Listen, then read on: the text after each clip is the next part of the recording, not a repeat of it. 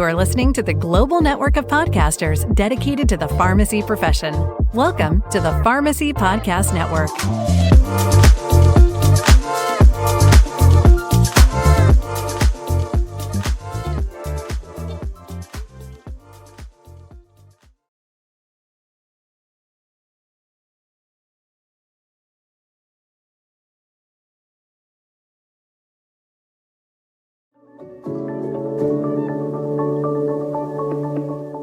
Welcome to the Master the Margin podcast, your dose of pharmacy accounting and tax topics to help you take your pharmacy to the next level.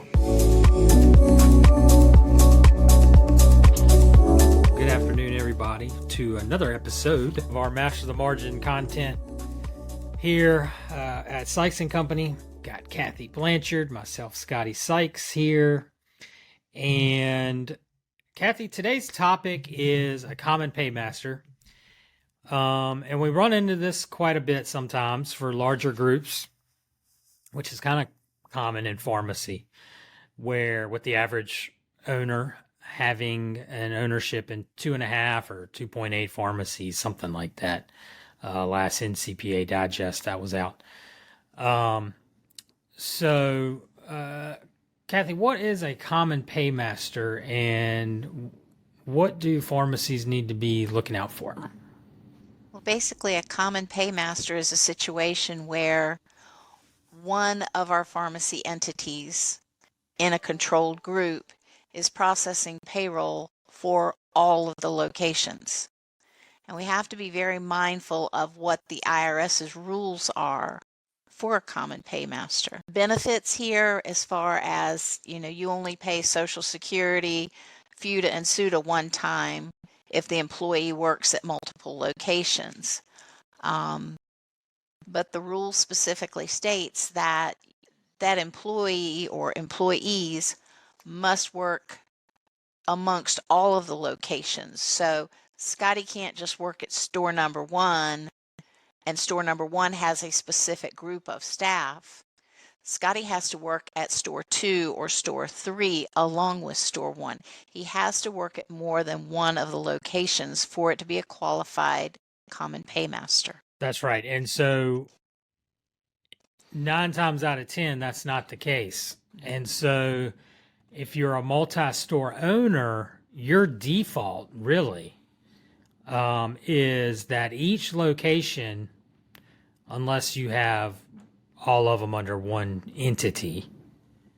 But if you have different, let's say you have 5 pharmacies and they're all different LLCs, each entity is going to have its own payroll set up, its own payroll processing, its own payroll tax returns, each entity, because most likely you don't have all those employees working among all the different stores.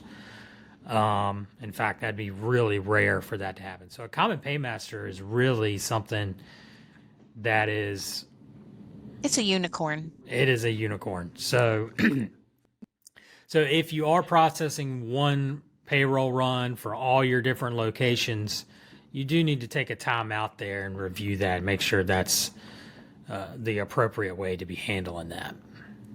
Right, it does give you a shortcut on benefits, and you only process payroll one time. Your staff only get one W-2, but in theory, they should be getting a W-2 from each of the federal ID numbers that they work under. Yep. So, and that goes back to controlled group conversation. And pharmacies that own multiple locations, multiple stores, need to be aware of the controlled group rules. And a controlled group rule for IRS purposes is where the IRS is going to treat you as owning where all those different entities, let's say you own 5 different LLCs and you are the 100% owner of all of them, all those entities are part of a controlled group. And so for different tax attributes, different tax strategies, you have to consider all 5 of your pharmacies in this case as one. So for example, the cash method of accounting is, I believe it's $30 million is the revenue threshold there you have to you have to be under. And so you have to count the revenue from all 5 of your pharmacies as one group to meet that test. So you can't do it individually. So that also applies to benefits for your employees, 401k, health insurance, payroll matters.